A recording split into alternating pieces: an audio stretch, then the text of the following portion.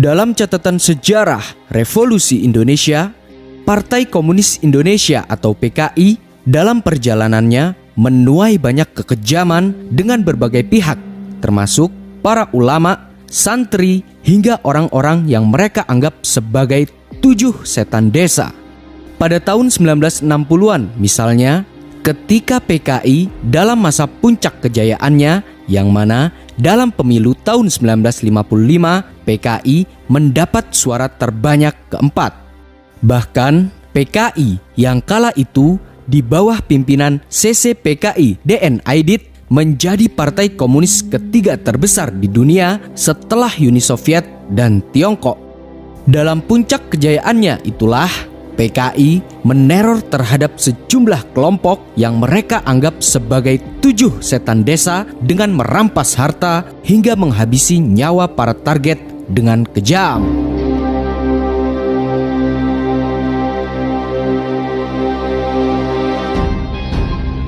Berbagai kekejaman PKI ini membuat masyarakat kian cemas, khawatir, dan ketakutan, terutama terhadap sosok Ahmadi yang menjadi saksi kekejaman PKI terhadap Kiai Tartibi, yang mana Kiai Tartibi dihabisi oleh PKI, kepalanya hingga hancur.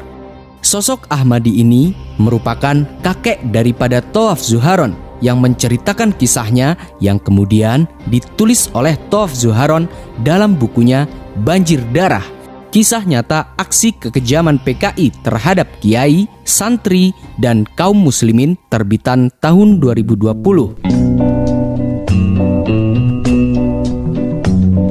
Dalam video ini, kita akan menginformasikan berbagai aksi kekejaman PKI yang terjadi mulai tahun 1960-an hingga setelah tragedi G30S 1965. Begitu juga kisah kekejaman PKI terhadap Kiai Tartibi yang di kepalanya hingga hancur. Mae jepeng podo tuku gawa welasa, genjer-genjer saiki wis arep diolah, genjer-genjer.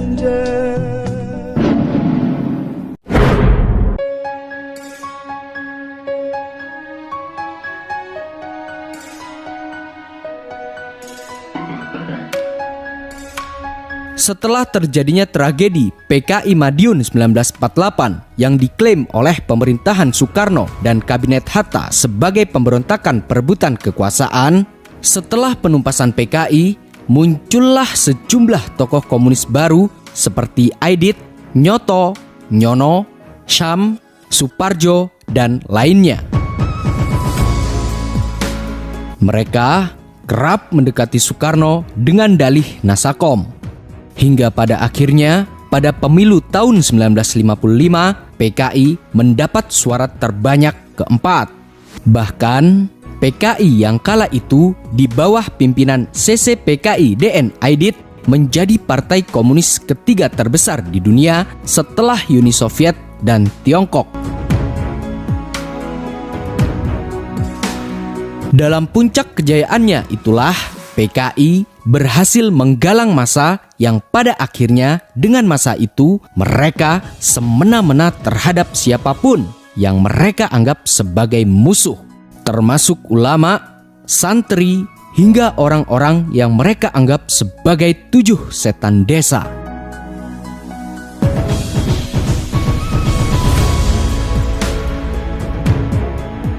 Juli 1961, dalam Koran Harian Rakyat, PKI, Persindo, hingga Pemuda Rakyat meneriakkan reformasi agraria dengan merampas tanah-tanah persawahan dan perkebunan pesantren milik para ulama, santri, hingga orang-orang yang mereka anggap sebagai 7 setan desa hingga menghabisi nyawa mereka. Kejadian tragis ini terjadi sangat masif di sejumlah daerah seperti Kendeng Lembu, Genteng, dan Banyuwangi. Bahkan PKI dan anggota lainnya semakin ganas ketika salah satu pimpinan PKI bernama Nyoto diangkat sebagai Menteri Reformasi Agraria sekaligus penyusun naskah seluruh pidato Presiden Soekarno. Melalui Harian Rakyat atau koran milik PKI, Nyoto menyerukan gerakan pengganyangan 7 setan desa, di antaranya tuan tanah, lintah darat, tengkulak, tukang ijon kapitalis birokrat, bandit desa, dan pengirim zakat. Bahkan pemuda rakyat ingin menghabisi seluruh umat Islam dengan menganggap pengirim zakat atau para kiai, ulama, dan santri sebagai setan desa. Mereka melakukan fitnah keji kepada pemimpin agama Islam sebagai setan.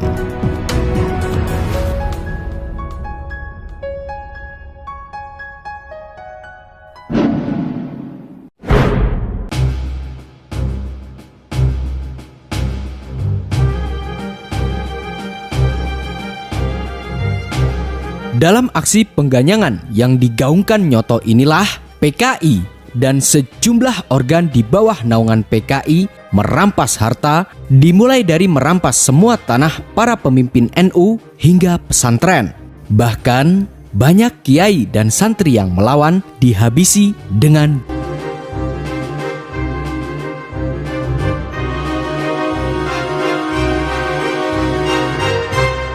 Akibat reformasi agraria ini, berbagai keganasan PKI terus bermunculan di berbagai daerah.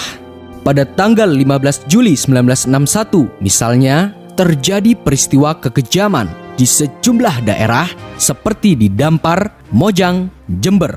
Dan di hari yang sama juga terjadi peristiwa kekejaman PKI di Rajab, Kalibaru, dan Dampit. Tidak hanya itu, peristiwa kekejaman PKI dengan merampas harta hingga terhadap kelompok yang mereka anggap sebagai 7 setan desa pada tanggal 3 November 1961 terjadi peristiwa di Jengkol, Kediri. Selain itu, pada tanggal 8 November 1962 terjadi peristiwa GAS di Kampung Peneleh, Surabaya, hingga peristiwa Kiai Haji Zufri Marzuki dari Larangan, Pamekasan, Madura yang terjadi pada tanggal 28 Juli 1965. Masih banyak kejadian lain yang mungkin saja kala itu tidak terekam oleh koran non-PKI. Berbagai kekejaman yang dilakukan oleh PKI dengan masif di sejumlah wilayah itu membuat Ahmadi sebagai bagian dari Pemuda Ansor atau organisasi pemuda NU terus diliputi was-was bertahun-tahun. Ya, itulah komunis. Itulah PKI. Selain melakukan aksi agitasi, teror, mereka juga melakukan sabotase. Berbagai kekejaman yang dilakukan oleh PKI dengan masif di sejumlah wilayah itu membuat Ahmadi sebagai bagian dari Pemuda Ansor atau organisasi pemuda NU terus diliputi was-was bertahun-tahun.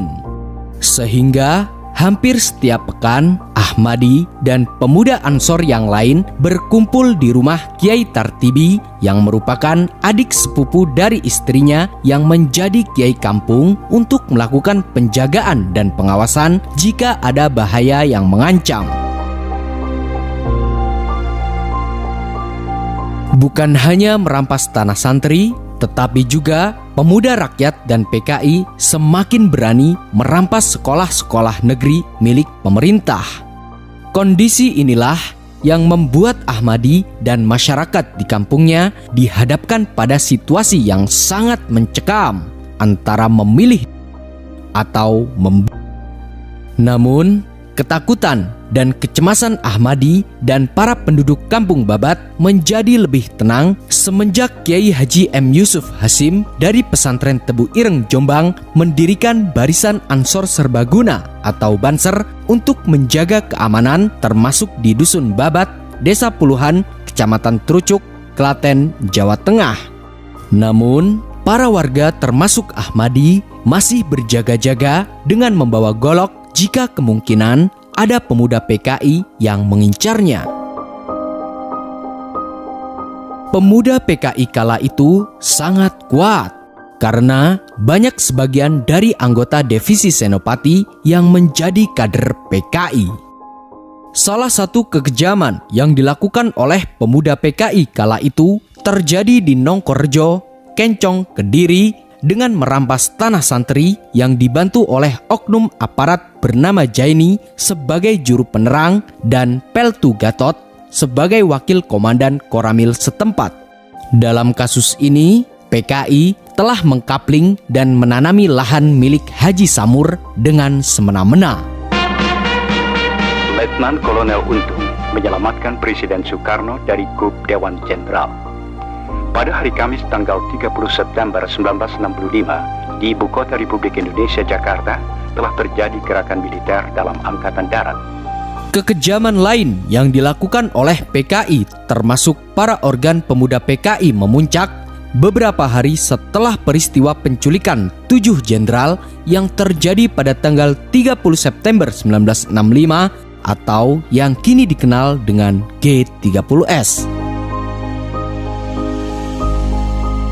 Kala itu, para pemuda PKI dan BTI di Kecamatan Trucuk melakukan perampasan lahan milik warga kampung.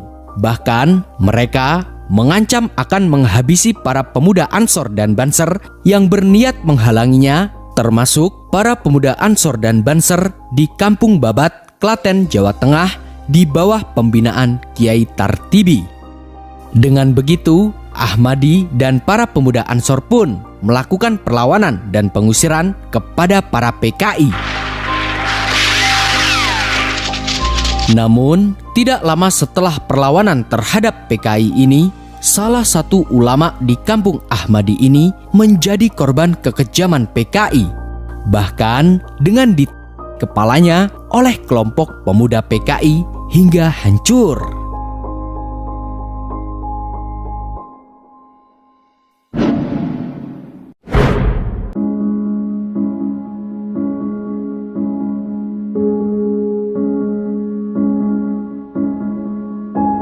Suatu hari, saat fajar muncul, terdengar suara azan yang menggema, menandakan subuh pun tiba.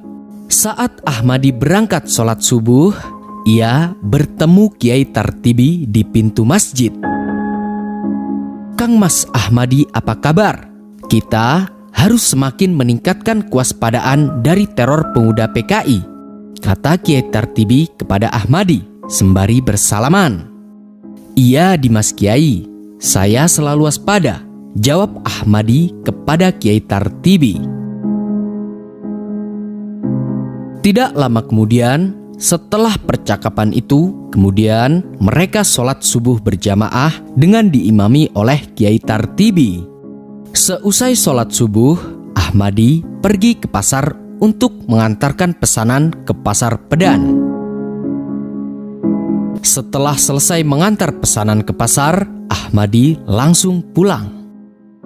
Anehnya, kira-kira 1 kilometer sebelum Ahmadi masuk Dusun Babat, ia melihat dari kejauhan ada ratusan pemuda PKI menenteng arit dan berteriak serentak, "Ganyang Ansor, ganyang Kiai Tartibi." Sontak, Ahmadi menghentikan langkah kakinya. Terlihat dari perempatan Babat, para pemuda PKI itu menari-nari dan menyanyikan genjer-genjer. Setelah mereka bergerak ke utara, Ahmadi melihat semua rumah pintunya tertutup. Banyak yang bersembunyi karena mereka ketakutan. Setelah para pemuda PKI itu sudah menjauh, Ahmadi segera bergegas kembali untuk pulang. Waktu terus berjalan. Dalam perjalanannya, sesampainya di perempatan, Ahmadi tersentak ketika menemukan genangan ceceran tidak jauh dari sesosok orang yang tergeletak. Sontak, ternyata sesosok orang yang tergeletak itu adalah sesosok mayat yang tergeletak dengan genangan membanjir di sekitar kepalanya dengan sorban yang tercabik-cabik. Namun, baju dan sarung mayat tersebut ternyata milik seseorang yang ia jumpai tadi saat sholat subuh. Bahkan, mayat itu pun tadinya menjadi imam sholat subuh, yang mana mayat itu adalah mayat Kiai Tartibi. Tidak mungkin. Apakah betul ini Dimas Kiai Tartibi? Dengan gemetaran, Ahmadi mengangkat batu besar yang kepala mayat Kiai Tartibi. Wajah dan kepalanya sudah tak berbentuk lagi. Namun, Ahmadi tetap mengenal sorbannya. Tidak diragukan lagi, mayat ini adalah mayat Kiai Tartibi yang selalu memimpin dan mengimami sholat. Tanpa berpikir panjang, Ahmadi langsung meronta dan meminta pertolongan. Setelah Ahmadi meronta, beberapa ibu yang semula menutup pintu rumahnya mendekat. Hanya ibu-ibu yang keluar karena suami-suami mereka sudah ada yang ke sawah maupun bekerja. "Ada apa, Kang Ahmadi?" tanya salah satu di antara mereka. Mereka langsung menjerit ketika melihat ada sosok mayat yang ternyata adalah Kiai Tartibi yang baru pulang dari masjid setelah mengimami sholat subuh dan mengajar tadarus Al-Quran. Semua menjerit, meronta, dan menangis. Sosok ulama yang memiliki suara merdu yang selalu menjadi imam sholat itu telah ditumpas PKI dengan kejam. Beberapa saat kemudian, para pemuda Ansor dan semua santri kampung Babat mengurus jenazah Kiai Tartibi. Mereka langsung menyolatkan jenazah dan menguburkannya.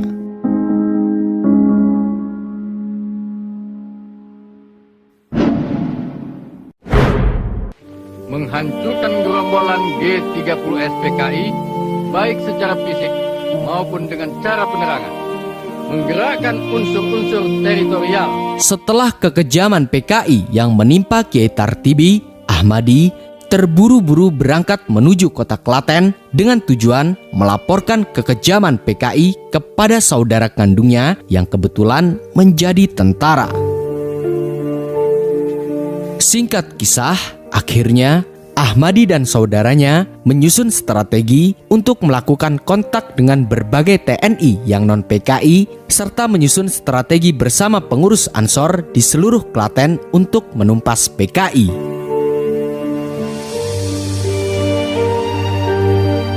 Catatan hitam dan berbagai tindakan kejam yang dilakukan oleh suatu kelompok terhadap kelompok maupun individu adalah sejarah kelam yang tidak boleh terulang dalam negara kita. Karena perang saudara akan melahirkan balas dendam tiada henti hingga selamanya. Salam Mata Hati Pemuda, salam Jas Merah.